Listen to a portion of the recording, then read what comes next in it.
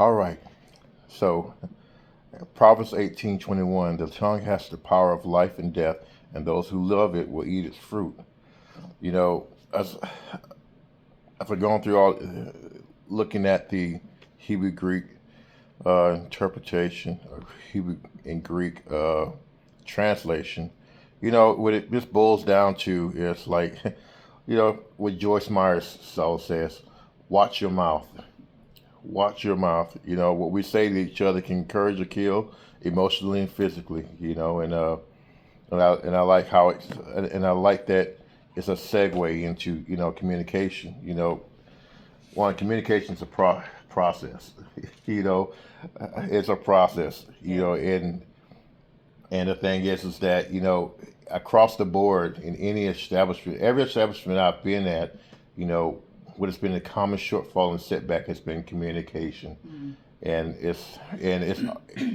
it's just an ongoing thing with human beings, But the first, the thing that comes to mind is first is delivery versus message. It's where you may have a great message, but if the delivery is not wholesome, then no one's getting the message. Now I'm focused on your delivery. Like, you may have said a good thing, but why are you yelling at me? Right. Yes. And fix your face. Right. Right? So delivery versus message means everything. It means everything.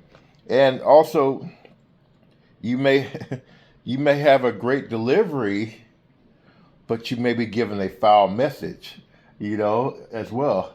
It's like, I just want to make sure that you stink. It's like, I appreciate I meant it, well. but you meant well. Like, I appreciate it, but I don't. Yeah. So both of them deserve the balance and righteousness of God, to come across in a loving way, Yes, to you come know. across in a loving way. And the other thing is too, it's like I don't need to.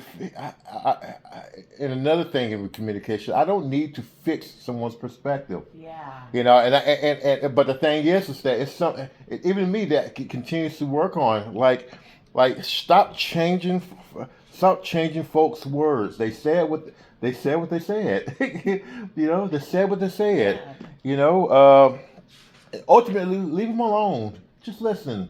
And you know, I love that you said that. Leave him alone and listen. leave them alone. Listen. That was cute. I like that. So the other thing is, what starts helping this communication process, and I know for me, help me, and for us, it's that prayer before I love that we're staying connected in prayer, and praying before communication is a big thing, particularly when it's like something. Okay, this is something major that needs to be talked about, and this may be the right time, or I don't know if it's the right time. So, Father, give me the words to say lovingly, and give me the ears to hear wholesomely. And Yeah.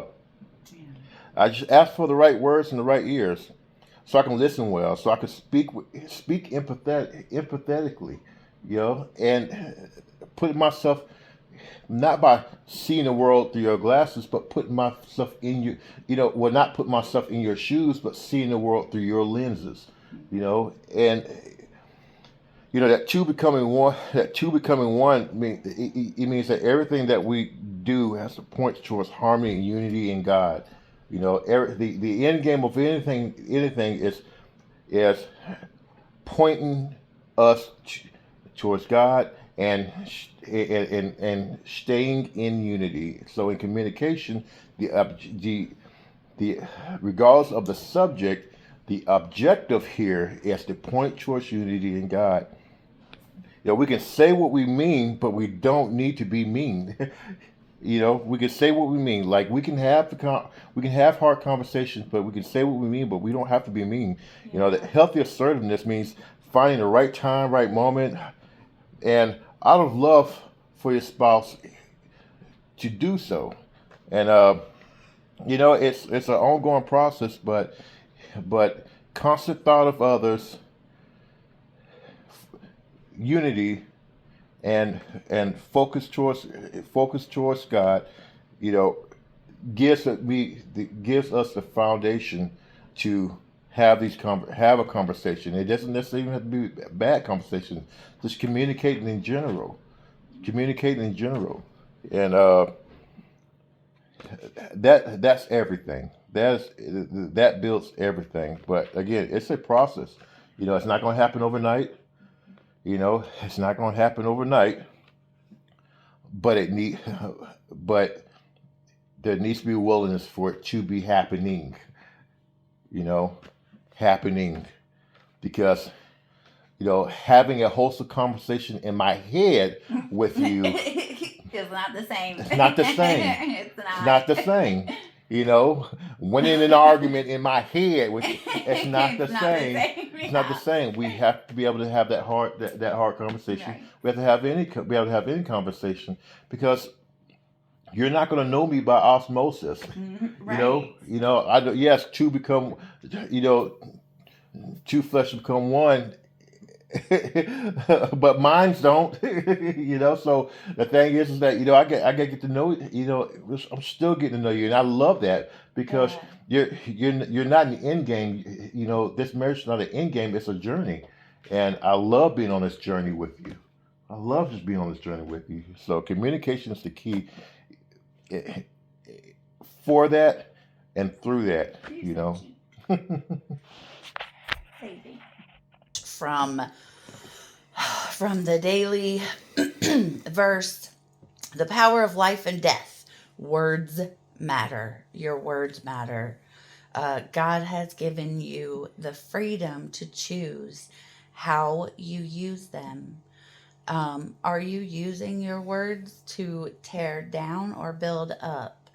Do your words stir up drama or encourage peace? I always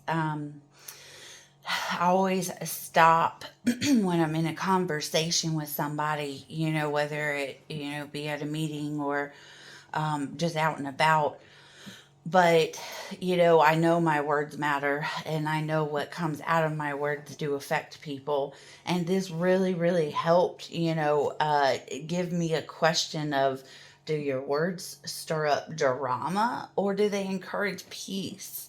So, okay, I need to make sure I'm asking myself that question when I go into conversations because conversations are a big part of my life because I like to socialize. I like to get to know people. And my huge fear of friends and getting to know people is my words can hurt. And if I say something wrong or if I say something stupid or, if I encourage a stir up a drama and I'm like, oh no, I didn't mean to. And so I have a lot of fears when it comes to conversations with people because of my words. I don't want my words to stir up bad things. Because it also says what you say flows from what's in your heart. I love that because whatever words are coming out of my mouth, it's coming from my heart. So fruit reveals the health of a tree, just like the tongue reveals what is happening in your heart. Most of us want to use our words for good. We do. I mean, I know I do. We don't want to be unkind or critical. I definitely don't.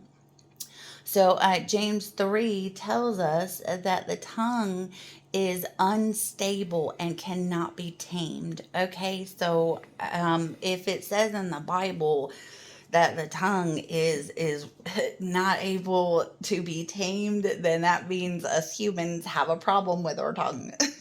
So there's a fruit of the Spirit that is self-control, but we cannot manufacture controlling our tongues on our own. So we need God's help. We need to stick close to Jesus. If we stick close to Jesus and seek Jesus and what he says and what he does, the Holy Spirit begins to curb the way we speak and change the way we act And when I started seeking Jesus more, because I didn't want to be unkind, because my fears and stuff made me isolate. So I didn't want to be unkind when I spoke.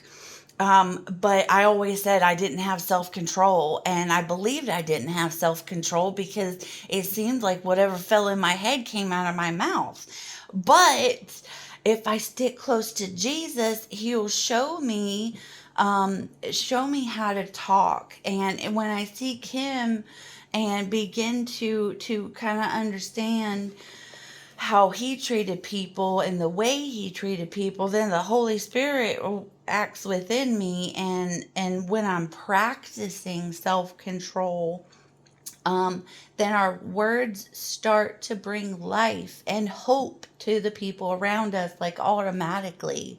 So I don't have to pay so much attention on um, the fears and stuff. I just need to be like, okay, Jesus, can you help me with self-control today? And it'll happen automatically, and I don't have to worry about my speech. I just have to, ask God and Jesus to help me. And it'll automatically kind of change my speech. Okay, so communication. It kind of went in this Bible plan we got here. Good communication does not come naturally for most of us. It doesn't. I know it didn't for me. Many of us grew up in families that didn't communicate well. So it was just our environment. So we all kind of have communication issues. It's a human thing. And, we're not really taught how to communicate well. We're just kind of taught how to say mommy and daddy and walk and crawl and make sure we're fed. So the communication, how to communicate, it depends on how we were raised. The key to good communication is being intentional. I have to be intentional about my communication. And what's most important is that you reflect Christ in your communication with each other. So that's what's most important to God, is that I reflect Him on communicating with others. So it has to be kind and gentle. But see, on my own, I can't do that. I got to pray for God to help me, because in my head, I'm judging you and waiting for my response on you. But if I pray and ask God to help me with conversations, He'll calm me down. Let's see, it won't happen overnight either. Oh, it definitely has not. It's taken me well over 3.5 years to get to this point, to where I'm aware of my communication. So, but it does require patience and perseverance. So I have to be persistent on this, and I have to be patient. That means I have to make sure I'm addressing my attitude while I'm waiting and stuff. We both have different communication styles. Some think carefully before speaking, others can't think without speaking. Some need time to process, while others are quick and deceived. Wait, I guess quick to it. I don't even know my own. Okay, so whatever the case, remember that you don't need to fix your spouse's differences. I wrote that big in here because that is so huge. Remember, Jen, that you don't need to fix your spouse's differences, because it's more helpful to learn to appreciate and value those differences. God designed it. Oh my goodness.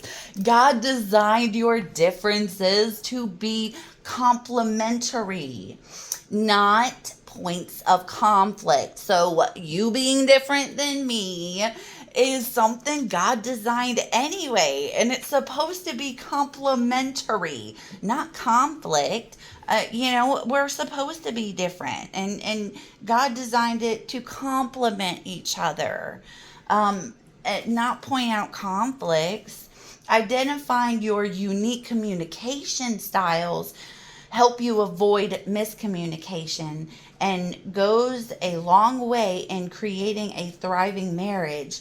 So identifying my communication style and your communication style, I gotta get to know you on a daily basis and get to know, because the more I communicate with you, the more I talk to you, the more I serve you, the more you get to know me, and how I communicate.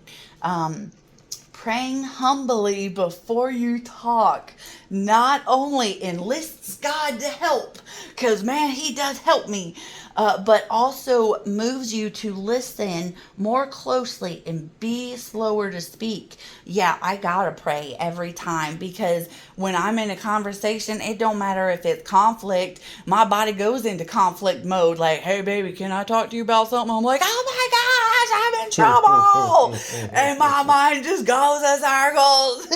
And it's like, no. And it's like, God, my humanness is freaking out on me right now. Well, there's some grace to that too for yourself, baby. I had to learn to stop. I don't know Yeah. why I do that, but I had Your to learn to stop tone. talking to you Yeah. from the top of my glasses. You know, Right? I got to quit that after school teacher look. You know, I Because got to it stop. freaks me out. So I had to learn. I didn't realize I was doing that until you pointed it out. So, So, yeah. but Grace applied here. yes, but I definitely have to have God's help to help me respond, and to help my body slow down a little bit, because I'm in freak out mode.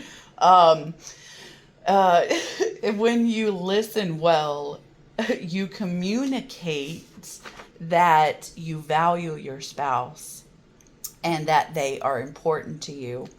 I always want to make sure that you know that I value you and that you are important to me as a person, a human being, and the character you are. And all your differences, they're they're wonderful because God designed you that way.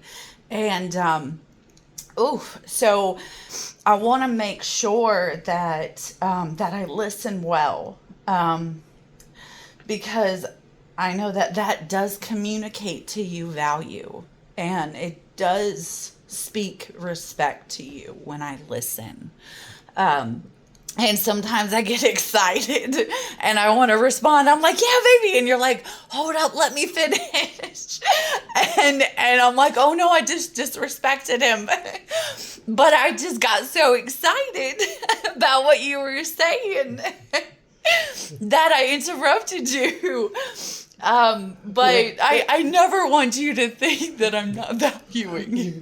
It's not disrespectful to me, baby. The thing is, it's like I got a shiny penny braid, and if it gets interrupted, it's gone. Yes, It's you're gone. like, now I forgot. It's gone. It's gone. It's gone. You know. Yeah. So, Yeah. But slow to speak, not okay, when you're slow to speak, it does not mean not bottling up your emotions, because that's what I did in the past.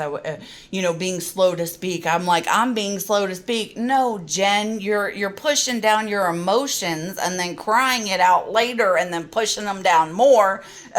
That's not slow to speak.